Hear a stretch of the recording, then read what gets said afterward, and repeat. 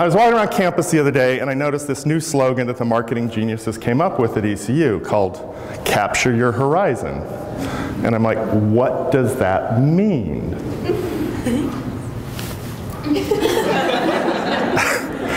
So I'm thinking in my own experience, okay, the only time I've been told to capture my horizon is when I'm on a boat in the ocean and I'm about to barf. People say, look at the horizon and everything will be fine. And in fact, that works for me most of the time. And so really, your horizon is simply a horizontal line that gives you a bearing on where you're at.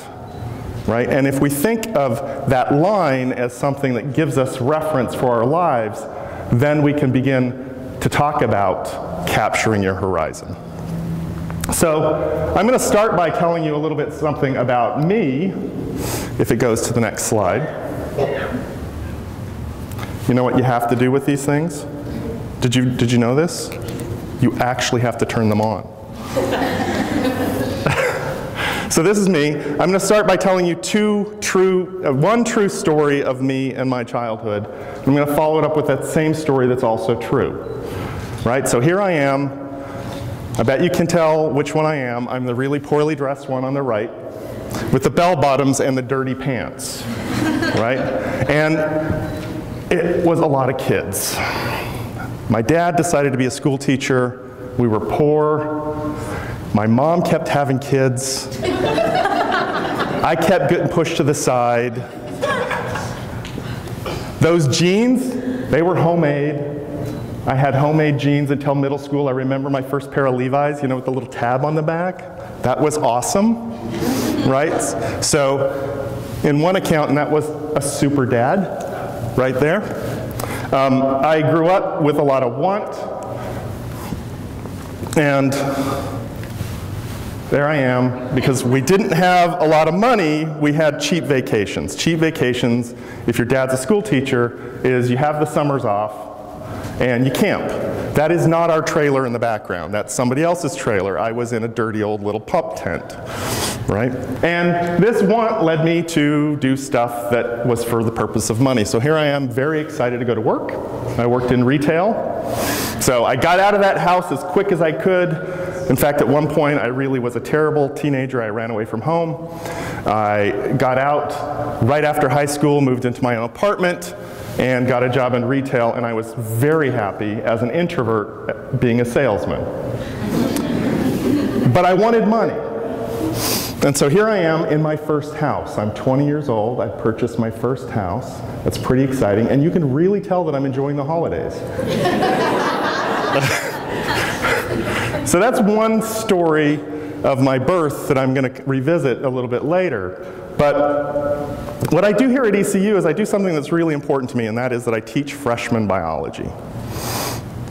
And the cool thing about freshman biology is that students come to the university, and it is the one moment in their life where they've escaped the guardianship of their family, they've escaped their home, and they can reinvent themselves. You can decide to have a different haircut. You can wear more or less makeup or more or less clothes. Depends on how you want to go with that. You can decide not to be what your parents are, right? In your life, you only get this opportunity once, and that's going to college, well, or maybe twice if you get out of prison. Right? Your freshman year and getting out of prison, they're both escapes, and you can re-envision your life. We've met a speaker today who did re-envision their life after that experience. Right? So, you are very special, right? So this is one of my astrophotographs, and I want to first talk about you now. I want to talk about you now, and that is where you are. We are in a universe full of close to 1 trillion galaxies. At last estimate, it could be up to 2 trillion galaxies. There are more planets in this universe than there are grains of sand on this entire planet. We live in this amazing place on this one little biosphere here, this one little speck that can support life, where we think, we love, we dream, right? What we're made of is we're made of the bones of dead stars, The iron that's coursing through your veins right now, pumping oxygen around your body, is the corpse of a dead star. Stars can't do fusion past iron, and so that iron in you is from a star that lived for billions of years and then exploded. The hydrogen that's in you is from that primordial Big Bang that happened 13.8 billion years ago. It's pretty amazing. But I'm a biologist, I'm not an astronomer, right? And so I think in terms of chromosomes. And here you are, everybody in this room who's making gametes, that's sperm and eggs, don't play with them. You can make 8,388,608 different sperm or egg. That's a lot, and that's the most conservative estimate. That doesn't account for other tricks that are involved in meiosis. That's how many you can make. All right, so your mom and your dad got together and they made you, right? And so this is what this is.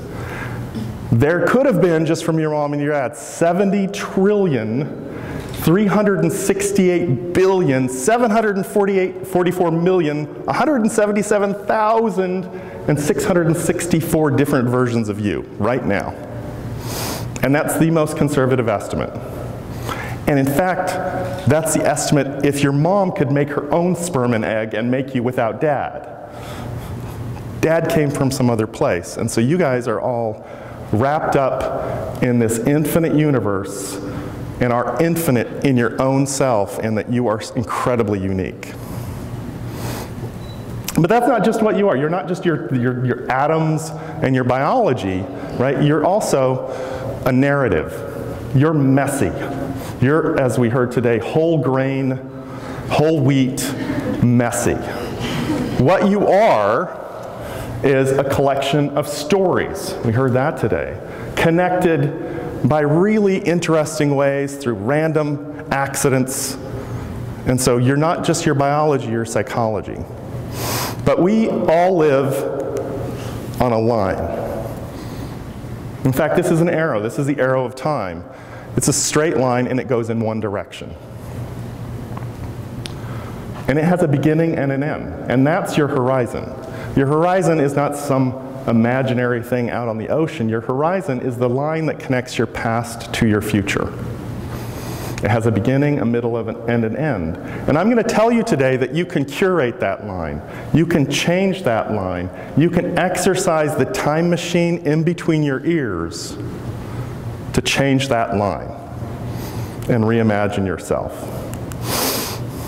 And so it starts with this, or does it? What do you want to be?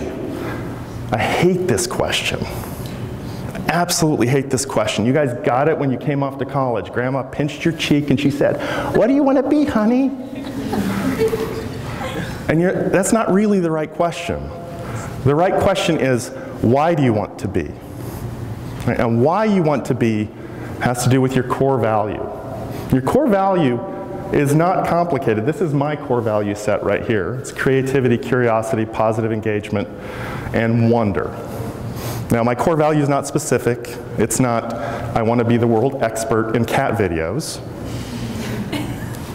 If I did want to be the world expert in cat videos, one of my core values might be engagement with animals, right?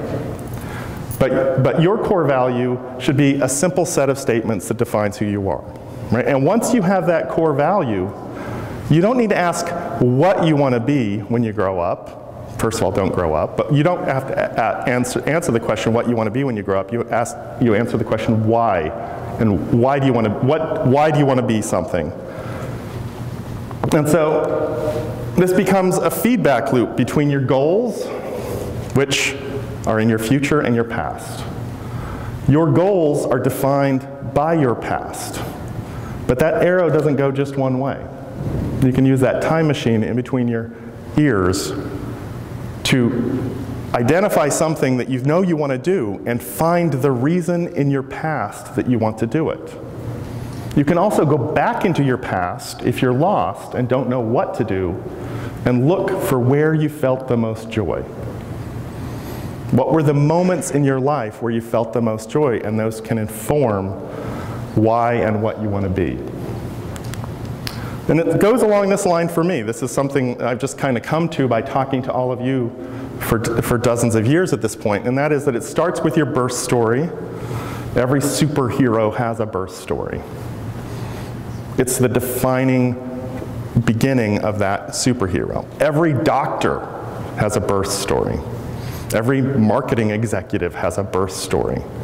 Right? Every profession has a birth story, but you as an individual have a birth story for what you're doing in life. That birth story led to your motivation. That motivation led to you learning, doing something hard. Learning is not always easy. That learning led to your career. And that line went in one direction through time. That line can also go the other direction, right? Your career may not be a perfect fit for you, so maybe you go back and do some learning. And that learning impacts your motivation. Maybe you learn something you've never known before, and it gets you really excited. And I guarantee that if you take a moment and think about that complex whole kernel self that you are, that you will find something in your past that is the birth story for that new passion. So it comes back to what do you tell yourself as well. So I'm going to go through that story again of me. And we're going to tell it just a little bit different. It's still true, right? But it's me re-engaging with my past. And in fact, if you remember something from your past, the act of remembering it changes it.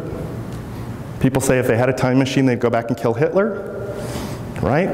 Well, you actually do have a time machine. You can go back and change the way you view your life, and actually you re-encode those memories, and those memories become different, depending on the way you decide to remember them. Okay, so here I am, and notice the dirt. My parents let me run crazy because there were so many kids. They couldn't do man-to-man on us. They had to do zone defense, and which meant we got through the cracks. My mom stayed home and made clothes for us. I learned to appreciate making. My dad took less money and was an elementary school teacher so that he could have the summers with his family, so that we could explore nature and engage with the world around us. And yeah, it was tough. We didn't have a lot of money. I remember powdered milk was a very constant companion in our house, and grinding my own wheat for breakfast. But I knew the value of hard work. This is me with the first $50 I ever earned. It was cleaning dumpsters, and I wanted a pair of binoculars.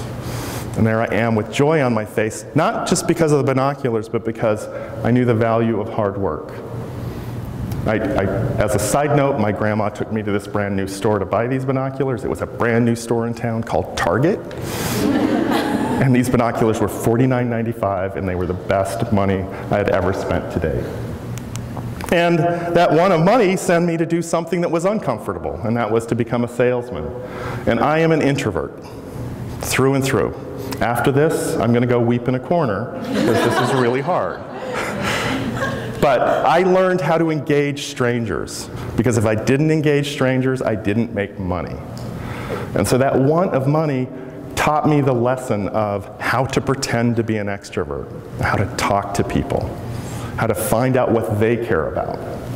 And I took that money, put my partners through school at the time, and here I am, reinventing my life. That's my first day going to college. I didn't go straight to college like most of you. I spent time making money, buying a house, and wanting to be rich.